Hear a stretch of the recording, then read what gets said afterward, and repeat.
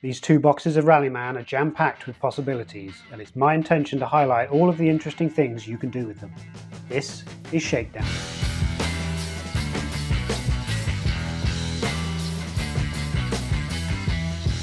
In today's Shakedown, we're going to get inspired by the WRC of the past and recreate it in the Rallyman of the present.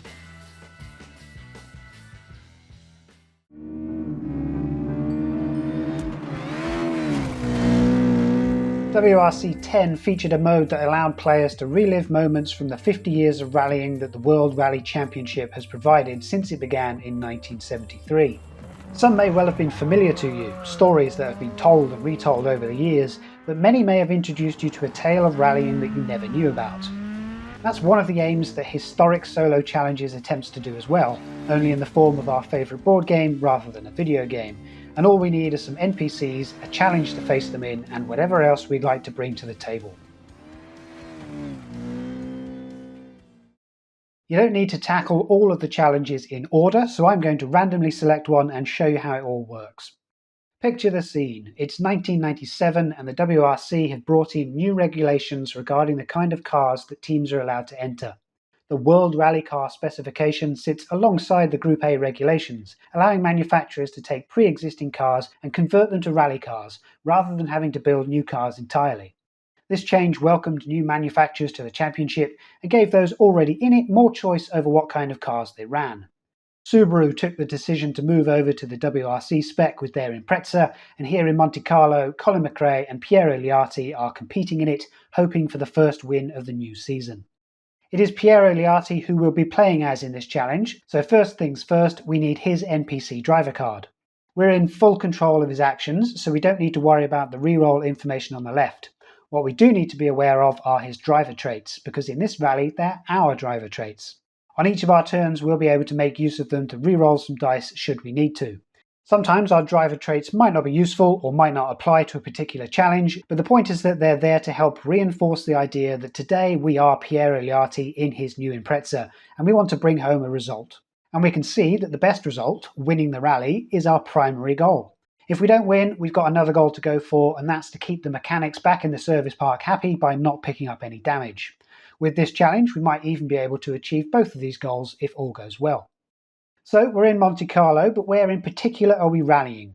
We're on the Cisteron stage, a name you may be familiar with, and we know that on this occasion it's a long asphalt stage, so we could just get a load of asphalt tyres onto the table and that'd be that, but the Rallyman community loves making stages and circuits, so maybe there's one already out there that we can use. We're in luck as we've got loads of Monte Carlo stages from multiple sources to choose from, one of which is even called Cisteron, created by Vallambrosio, so let's pick that one. Does it matter that it has snow tiles? Not at all. These challenges are flexible and allow us to do what we want with them. So flexible in fact that they include weather information that we don't really have any rules for yet. So let's make some up right now.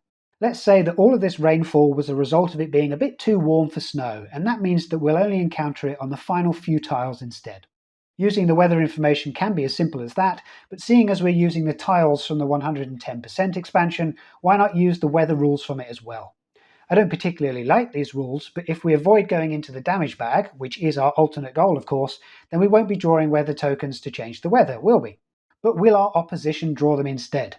Each challenge has NPCs listed in order of importance, such that if we only want to race against 3 NPCs, we should pick the first 3 from the list.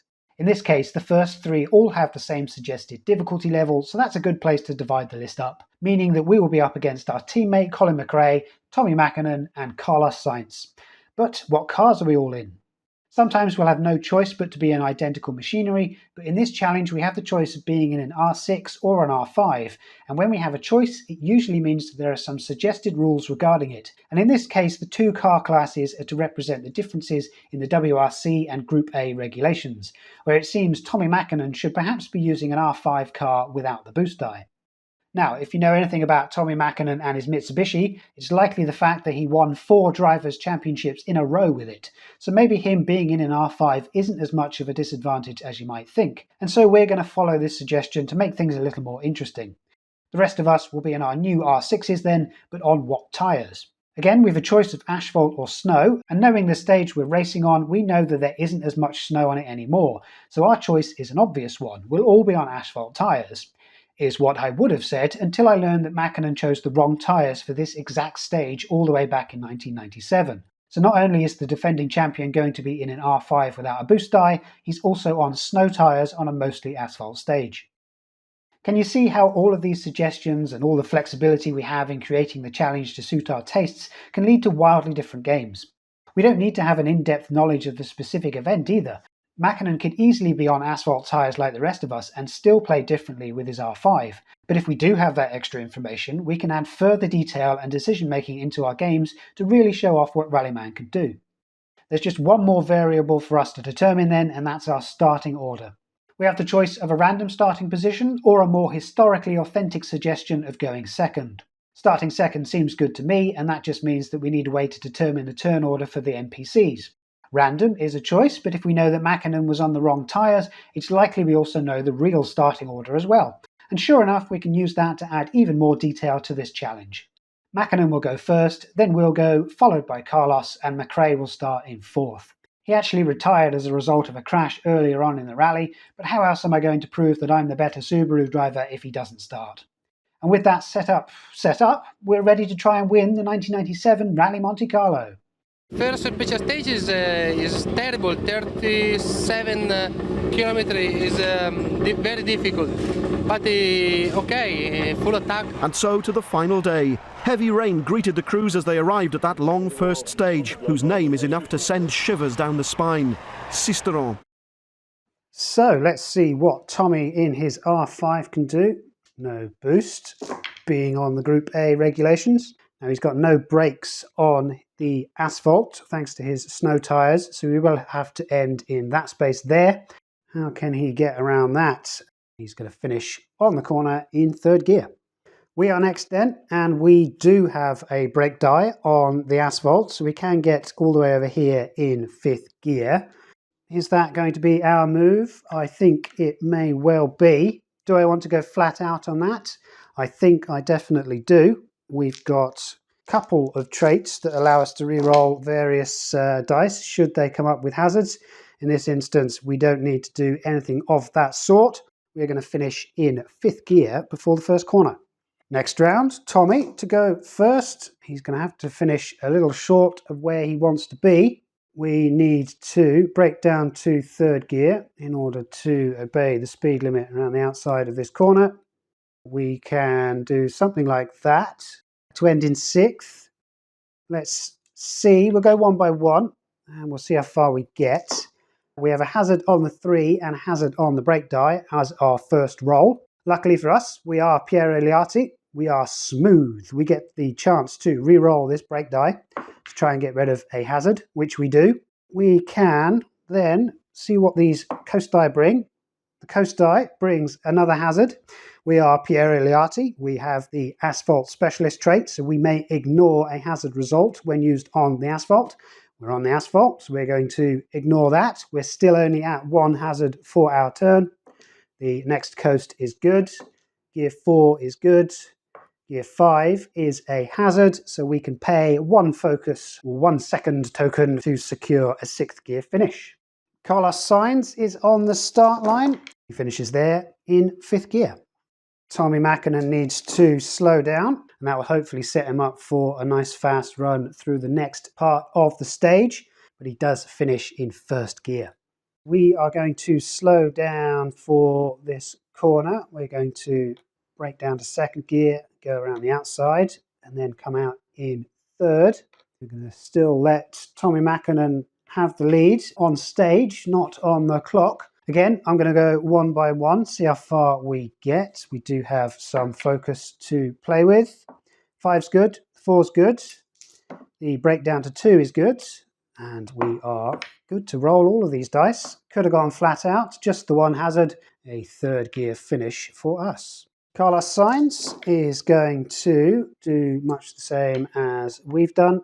And our final starter, Colin McRae, he's going to finish there in 5th gear. Back to Tommy. Tommy is going to re-roll a blank coast die.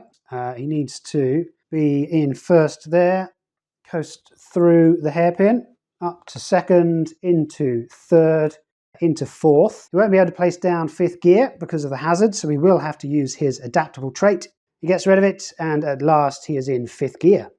We are in 3rd, and we can break down to 1st and coast through the hairpin as well. We can get all the way up to 6th gear alongside Tommy if we can manage it.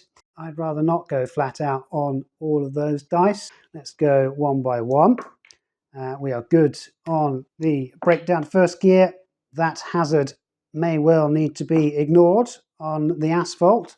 We will see what our other dice do. Yeah, given that 2 has rolled a hazard as well, we are definitely going to need to ignore that thanks to our asphalt specialist trait. So we're still only at 1 hazard. Gear 3 is good. Gear 4 is our 2nd hazard. We do have enough seconds to pay for those final 2 dice. So we are going to end in 6th gear. We are running out of focus to pay for things. It's Carlos Sainz's turn. So he's going to do exactly the same as what we did. Colin is going to break down 3rd gear and emerge in 6th gear like the rest of us. Next round, we have managed to take turn order from Tommy Mackinnon. So we are going to see what we can do with that. We're in 6th gear, so we can coast. Brake 4, we have our brakes on the asphalt. We might as well use them.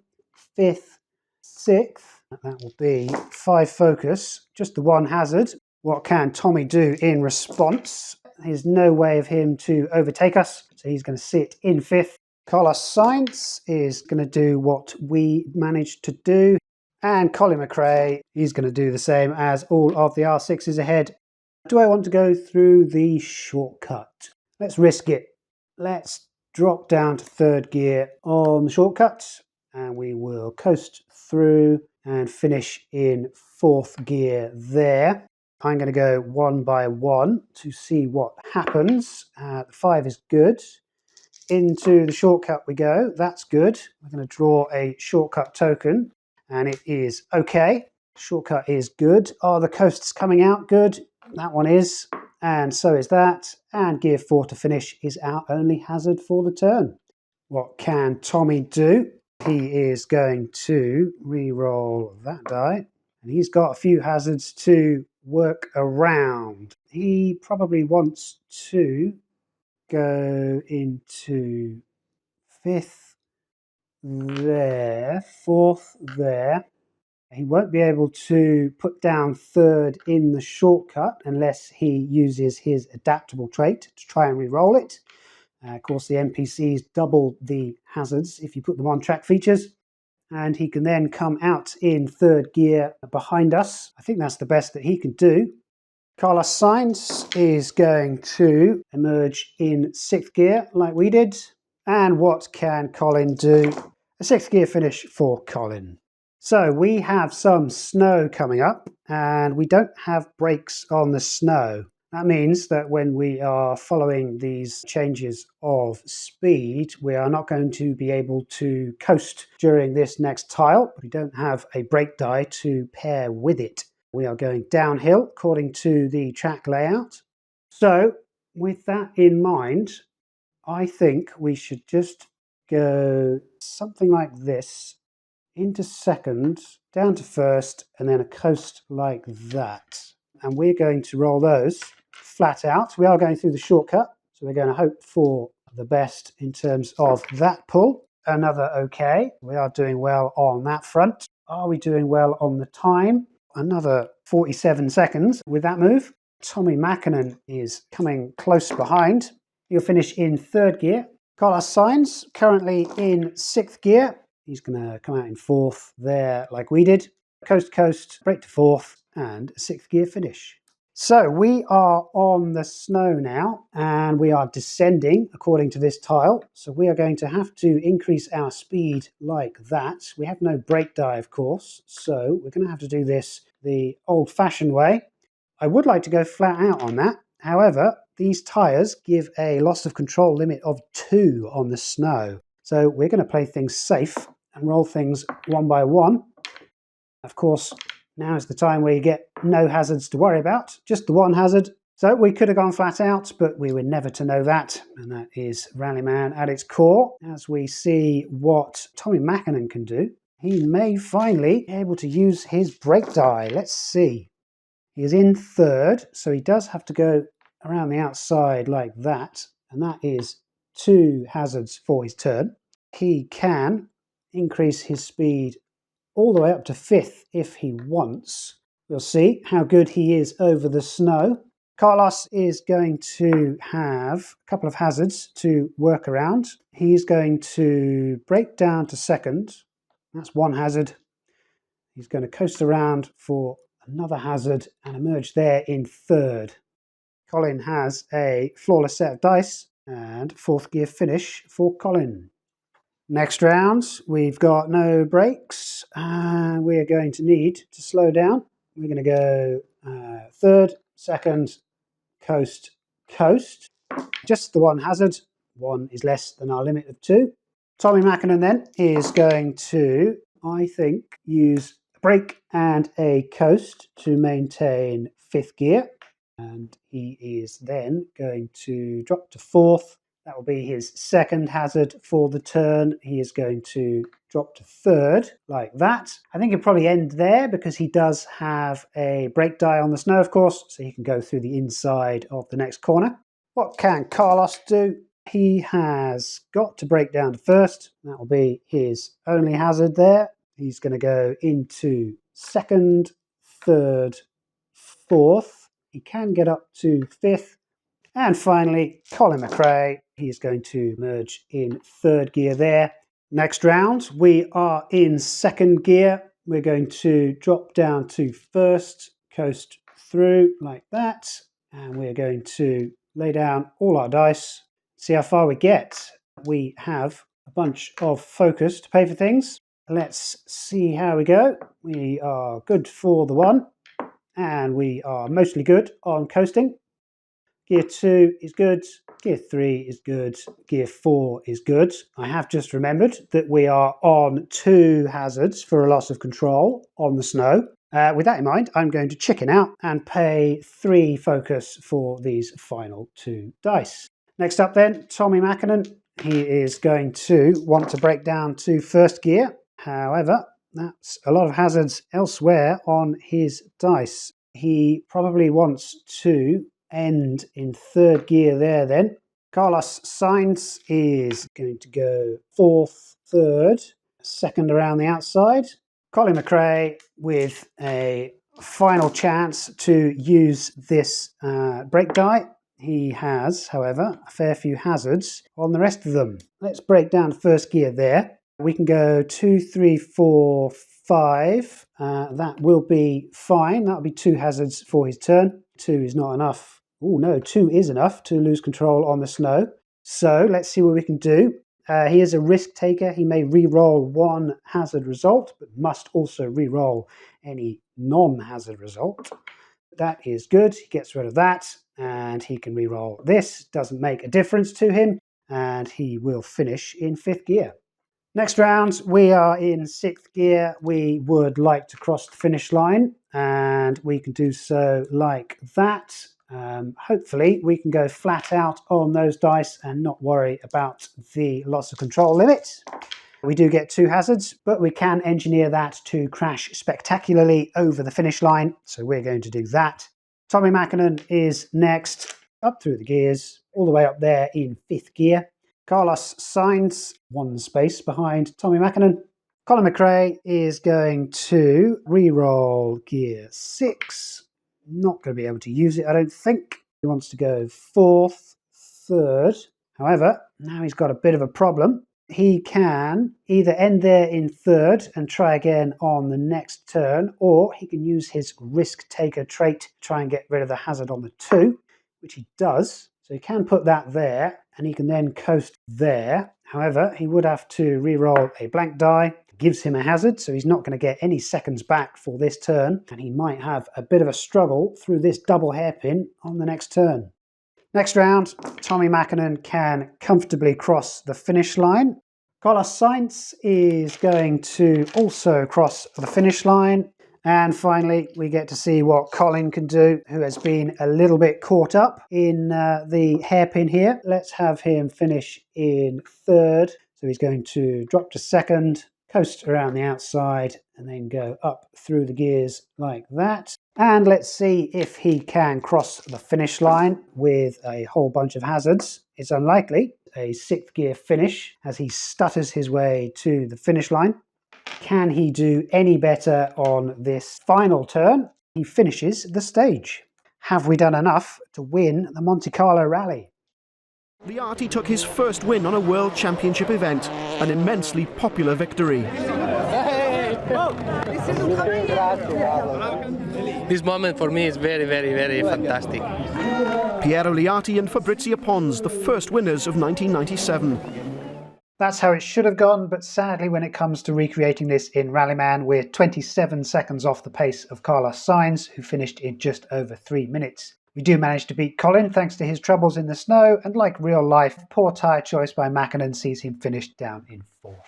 I think we can trace our time loss back to just one bad decision on the last asphalt tile. If we didn't end on it in 1st and instead did what Carlos and Colin did and end before the corner in 3rd, we could have finished at least 20 seconds quicker, but Carlos managed to earn more seconds than us, even when the NPCs earn them differently to human players. So as well as making better decisions, we'd also have to have gone flat out once or twice more. Luckily, we can still claim the alternative goal, which was to not pick up any damage. Technically, I crashed over the finish line, so had there been another stage after this, I guess we would be drawing damage, and that probably counts towards denying us that goal as well. But if nobody saw me do it, then it's fair game, right? We'll chalk that up as a half win, and we'll have to try a little bit harder next time. We weren't able to recreate the story exactly, but I'm sure as you know by now, I'm a big proponent of storytelling in games, and just going for a good stage time in Rallyman isn't the greatest of stories. I'm always on the lookout for situations that give me a problem to overcome while out on track, and that's one of the aims of these historic solo challenges. They serve as inspiration for new or different ways to play Rallyman, and by allowing and encouraging you to bring in whichever elements or components you like or have access to, you can use them to quickly generate some starting conditions and launch into a game to see what happens. We could easily have raced on a stage from Bart's collection or Jean-Christophe's Tracks and Roadbooks page. We could have raced against more or fewer opponents, maybe at different difficulties to make for an easier challenge. We could even have packed more detail into the game by coming up with weather rules or using some of the stage life ideas. Anything we like the sound of can be thrown together for a rally where anything could happen. And if we don't succeed, well, hopefully we've still had a good time, learned something new, and can try again later, perhaps under different circumstances. With more than 50 challenges to be inspired by, there's bound to be something for you, so fire up the time machine and get stuck in the past once in a while. It beats being stuck in a rut.